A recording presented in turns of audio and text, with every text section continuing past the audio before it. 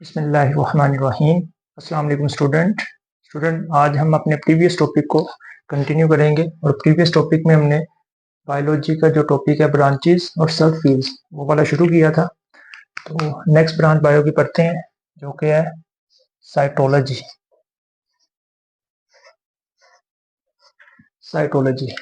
Site का word जो है वो यूज होता है सेल के लिए, यानी कि इससे आप अंदाजा लगा सकते हैं कि साइटोलॉजी में हमने किस चीज के मुतालिक स्टडी करना है। साइटोलॉजी बायो की एक ऐसी ब्रांच है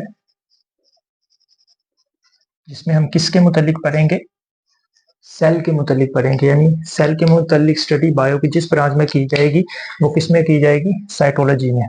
और सेल के मुतालिक पढ़ना है तो आपको पता होना चाहिए कि व्हाट इज सेल, सेल क्या है। डिफाइन सेल आपसे सवाल पूछा जाएगा तो याद रखिएगा जो हमारा बिल्डिंग ब्लॉक है, किसका बिल्डिंग ब्लॉक ऑफ लाइफ, या जानदारों का बिल्डिंग ब्लॉक है, या हमारा जो हमारी जिंदगी का बिल्डिंग ब्लॉक है, जिंदगी को बनाने वाला है, वो कौन है, सेल है। इसके अलावा दूसरी डेफिनेशन अगर आप सेल की करें तो बेसिक यूनिट ऑफ लाइफ, हमारी जिंदगी की जो बुनियादी इकाई है, यानी सेल होगा तो जिंदगी होगी। नॉन लिविंग ऑब्जेक्ट्स के पास सेल नहीं है भी है तो डेड है, तो इसका मतलब उनके अंदर जिंदगी नहीं है। तो सेल जो है वो इंसानों का बेसिक यूनिट है। बेसिक यूनिट ऑफ लाइफ को हम क्या नाम देते हैं, सेल का नाम देते हैं। और उस सेल के मुतालिक हम जिस बायो की ब्रांच में स्टडी करेंगे वो ब्रांच क्या कहलाती है, साइटोलॉजी कहलाती है। इसके अलावा साइटोलॉजी में हम किस चीज के मुतालिक स्टडी करेंगे, वो तो हमें पता है, हमने सेल के मुतालिक स्टडी करना है, लेकिन सेल की कौन सी चीजों के मुतालिक पढ़ेंगे। तो याद रखिएगा सेल के स्ट्रक्चर के मुतालिक, सेल के ऑर्गेनेली के मुतालिक हम किस ब्रांच में स्टडी करेंगे, साइटोलॉजी में स्टडी करेंगे। और इसके अलावा जो लास्ट वन चीज है इंपॉर्टेंट, वो है सेल डिवीजन के मुतालिक, कि सेल कैसे डिवाइड होता है और डिवाइड होकर 2 सेल बनाता है या 4 सेल बनाता है।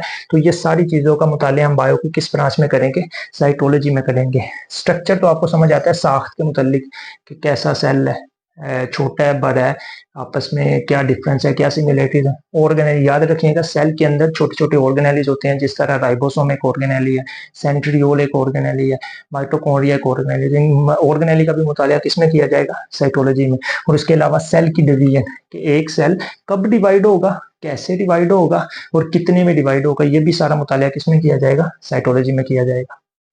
और नेक्स्ट कौन सी बायो की ब्रांच है, साइटोलॉजी के बाद जो बायो की ब्रांच है वो है एम्ब्रियोलॉजी। कौन सी ब्रांच है, एम्ब्रियोलॉजी। तो याद रखिएगा जिस तरह साइट का वर्ड हमने यूज किया सेल के लिए, इस तरह इधर साफ जाहिर हो रहा है कि एम्ब्रियोलॉजी का मतलब स्टडी। तो इसका मतलब है एम्ब्रियोलॉजी में हमने किन के मुतालिक पढ़ना है, स्टडी ऑफ एम्ब्रियो।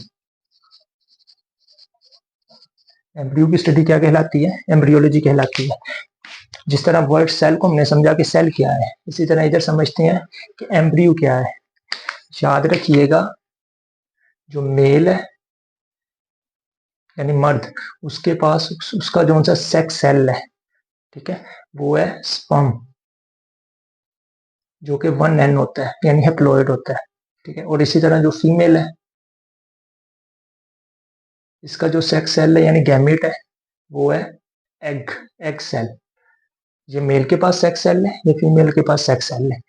ये दोनों अनफर्टिलाइज्ड है, ये दोनों क्या है, अनफर्टिलाइज्ड, यानी ये आपस में मिले नहीं है। जो चीज मिली नहीं है वो अनफर्टिलाइज्ड है। ये जब आपस में मिलेंगे, ये जब आपस में मिलेंगे तो जाइगोट बनेगा। क्या बनेगा, जाइगोट बनेगा। और ये 2N है यानी ये डिप्लॉयड है, ये बड़ा सेल है इन सेल से। और ये जो सा सेल है ये फर्टिलाइज्ड है, ये क्या है, फर्टिलाइज्ड, ये फर्टिलाइज सेल है। और ये सेल आगे कंटिन्यूस डिवाइड होता रहता है, डिवाइड होके आगे ये क्या बनाता है, एम्ब्रियो बनाता है। क्या बनाता है, एम्ब्रियो। और एम्ब्रियो के बाद फीमेल की बॉडी में यूट्रस में फीटस बनता है, और फीटस के बाद एक न्यू बोर्न बेबी। तो इसका मतलब है ये एम्ब्रियो की हम स्टडी किस ब्रांच में करेंगे, एम्ब्रियोलॉजी में करेंगे। तो इसकी अगर प्रॉपर डेफिनेशन मैं लिखूं एम्ब्रियोलॉजी की, तो मैं लिखूंगा डेवलपमेंट ऑफ ऑर्गेनिज्म, जानदार की डेवलपमेंट कहाँ से, फ्रॉम अनफर्टिलाइज्ड एग, और सॉरी फर्टिलाइज्ड एग,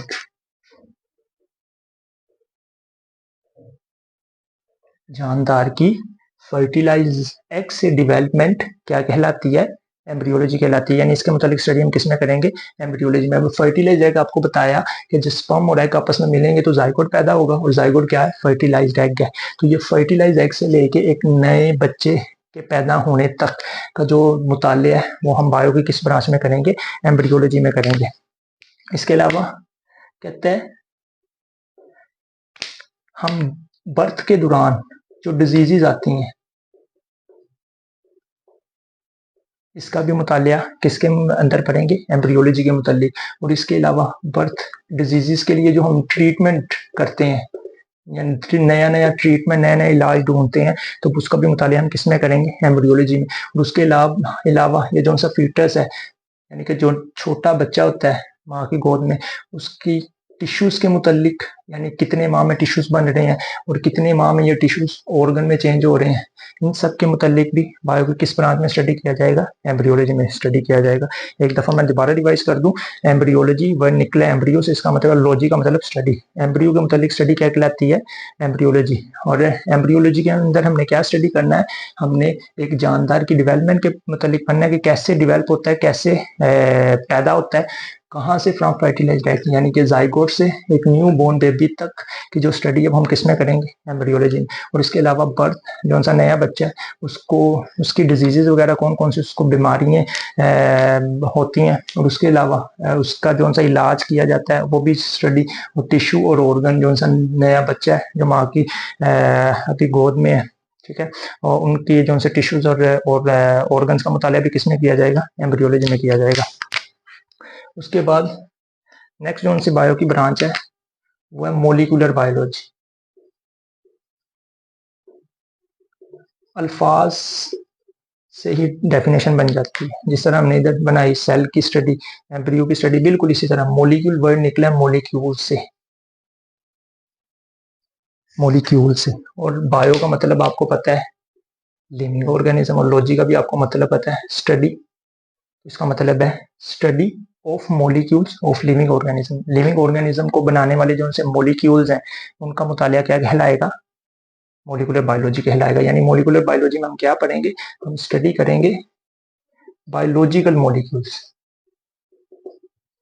मॉलिक्यूल्स के मुतालिक। बायोलॉजिकल मॉलिक्यूल्स क्यों लिखा, क्योंकि ये लिविंग ऑर्गेनिज्म को बना रहे हैं, बायो का मतलब लिविंग ऑर्गेनिज्म, लिविंग ऑर्गेनिज्म को बनाने वाले मॉलिक्यूल्स की स्टडी क्या कहलाएगी, मॉलिकुलर बायोलॉजी। मिसाल, जिस तरह प्रोटीन हमारी बॉडी के लिए बहुत जरूरी है, जो हम गोश्त वगैरह से लेते हैं, और हमारी बॉडी के लिए बहुत नेसेसरी है। हमारी सेल की मेम्ब्रेन भी प्रोटीन से मिलकर बनी है, लिपिड से मिलकर बनी है, कार्बोहाइड्रेट से मिलकर बनी है। इसका मतलब है ये सारे मॉलिक्यूल जो इंसानों को बना रहे हैं, लिविंग ऑर्गेनिज्म को बना रहे हैं, इनका मुतालिया किसमें किया जाएगा, मॉलिकुलर बायोलॉजी में किया जाएगा। और इसके अलावा मॉलिकुलर बायोलॉजी में मुख्तलिफ लाइफ प्रोसेसेस स्टडी किए जाएंगे। लाइफ प्रोसेसेस क्या, यानी कि मुख्तलिफ जिंदगी के दौरान जो है मुख्तलिफ प्रोसेसेस बॉडी के अंदर होते हैं। फॉर एग्जांपल मैं खाना खाता हूँ तो ये जो सा खाना खाया जाता है ये कैसे मेरी बॉडी में जाके एनर्जी पैदा करता है, कौन कौन से रिएक्शंस हैं जो इन्वॉल्व होते हैं एनर्जी पैदा करने में, ये एक प्रोसेस है। तो इस प्रोसेसेस की स्टडी हम किस में करेंगे, मॉलिकुलर बायोलॉजी में करेंगे। इसके अलावा मॉलिकुलर बायोलॉजी में हम डिजीज के लिए जो सी डिवाइसेस बनाई जाती हैं नई नई, यानी डिवाइस डेवलपमेंट, उसका भी मुतालिया किस में करेंगे, मॉलिकुलर बायोलॉजी में करेंगे। उसका मतलब है लाइफ प्रोसेसेस के मुतालिक, डिवाइस डेवलपमेंट के मुतालिक स्टडी। और एक बहुत इंपॉर्टेंट स्टडी है जीएमओ, इसको कहते हैं जेनेटिकली मॉडिफाइड ऑर्गेनिज्म।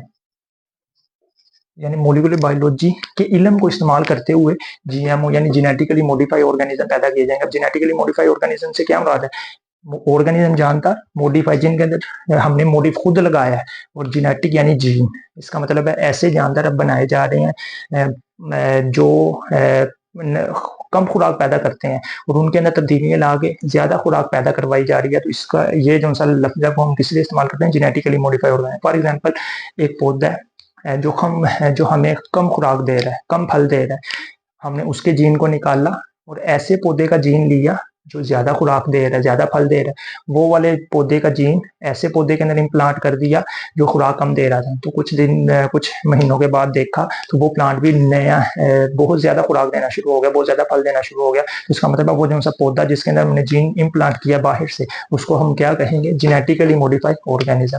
इसका मतलब है मॉलिक्यूलर बायोलॉजी में हम जेनेटिकली मॉडिफाइड ऑर्गेनिज्म यानी नए नए जानदार भी पैदा कर रहे हैं जिनके अंदर हम जीन को मॉडिफाई कर रहे हैं, यानी जेनेटिकली मॉडिफाइड ऑर्गेनिज्म क्रिएट कर रहे हैं। किसके थ्रू, मॉलिक्यूलर बायोलॉजी के थ्रू। इसका मतलब मॉलिक्यूलर बायोलॉजी में हम ना सिर्फ मॉलिक्यूल्स की स्टडी कर रहे हैं बल्कि मुख्तलिफ लाइफ प्रोसेसेस की स्टडी भी, जेनेटिकली मॉडिफाइड ऑर्गेनिज्म की स्टडी भी, और ये जो सी बीमारियां हैं इनके इलाज में जो सी डिवाइसेस इस्तेमाल होती हैं उनको भी डेवलप कर रहे हैं। किसके इल्म के थ्रू, मॉलिक्यूलर बायोलॉजी के थ्रू। या ये सारा इल्म हम किस में पढ़ते हैं, मॉलिक्यूलर बायोलॉजी में पढ़ते हैं। तो इसके अलावा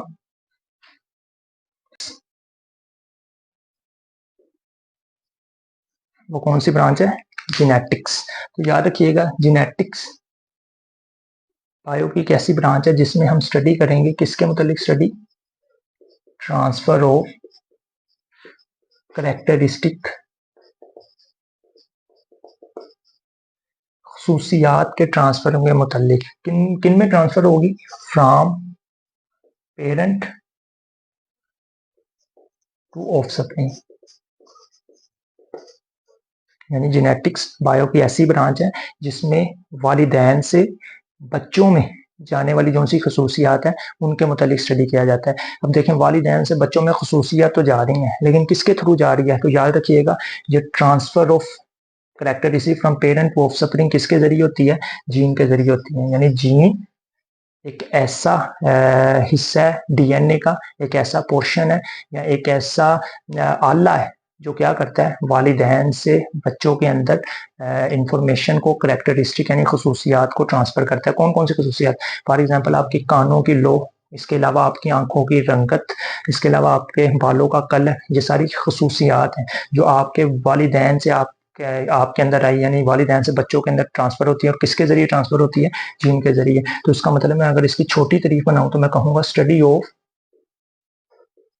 जीन। जीन का मुतालिया भी क्या कहलाता है, जेनेटिक्स, क्योंकि ये जीन के ही जरिए से ही वालिदैन से ऑफस्प्रिंग में कैरेक्टरिस्टिक क्या होनी है, ट्रांसफर होनी है। तो इसका मतलब है जीन की स्टडी भी हम किस में करेंगे, जेनेटिक्स में करेंगे। और कहता है जेनेटिक्स में जीन की स्टडी तो करेंगे और इसके साथ साथ हम जीन डिजीजेस यानी कि जो जीन्स के रिलेटेड डिजीजेस हैं उनकी काजेज भी पढ़ेंगे कि कौन सी वजूहात है जो जीन्स के रिलेटेड डिजीज इंसानों के अंदर पैदा हो रही है। और इसके अलावा हम जीन का इस्तेमाल करके better varieties of plants and animals, यानी मुख्तलिफ जीन्स के अंदर चेंजेस आके, जिस तरह हमने ऊपर मॉलिक्यूलर बायोलॉजी में स्टडी किया जेनेटिकली मॉडिफाई हो गए, बिल्कुल इसी तरह हम जीन्स के अंदर मुख्तलिफ तब्दीलियां ला के नए नए पौधे और नए नए जानदार पैदा करेंगे और जिनका इंसानों को ज़्यादा फायदा होगा। यानी जो इंसानों के लिए, अब ये जो उनसे चिकन है यानी कि जो उनसे मुर्गी आप खाते हैं, ठीक है, तो ये भी जीन्स के थ्रू ज़्यादा पैदा की जा रही हैं और फसलें भी जीन्स के थ्रू ज़्यादा पैदा की जा रही हैं चेंजेस ला के। इसका मतलब है ये better varieties of plants and animals का भी मुताले हम किस में करते हैं, जेनेटिक्स में करते हैं। ठीक है, जेनेटिक्स को एक दफा हम दोबारा एक्सप्लेन करते हैं। जेनेटिक्स बायो की ऐसी ब्रांच है जिसमें हम जीन के मुतालिक स्टडी करेंगे। और जीन क्या करता है, जीन ट्रांसफर करता है खसूसियात को पेरेंट से ऑफस्प्रिंग में। इसका मतलब है जो खसूसियात पेरेंट से ऑफस्प्रिंग में ट्रांसफर होती हैं उनका मुतालिया या उनके मुतालिक जो स्टडी है वो हम बायो की किस ब्रांच में करेंगे, जेनेटिक्स में। और उसके अलावा जेनेटिक्स में हम ऐसी डिजीजेस के मुतालिक भी देखेंगे जो जीन्स की वजह से हो रही हैं और जिन वजह से ये बीमारियां हो रही हैं उनके मुतालिक भी हम जेनेटिक्स में देखेंगे। और इसके अलावा जेनेटिक्स का इस्तेमाल करके यानी जीन का इस्तेमाल करके हम बेटर वैरायटीज ऑफ प्लांट्स और एनिमल्स यानी ऐसे प्लांट्स और ऐसे एनिमल्स पैदा करेंगे जो इंसानों या इंसानियत के लिए फायदेमंद हो। तो उम्मीद करता हूँ आज का लेक्चर आपको पसंद आया होगा। अगर किसी का कोई सवाल हो इस रिलेटेड तो कमेंट सेक्शन में पूछ सकता है। शुक्रिया।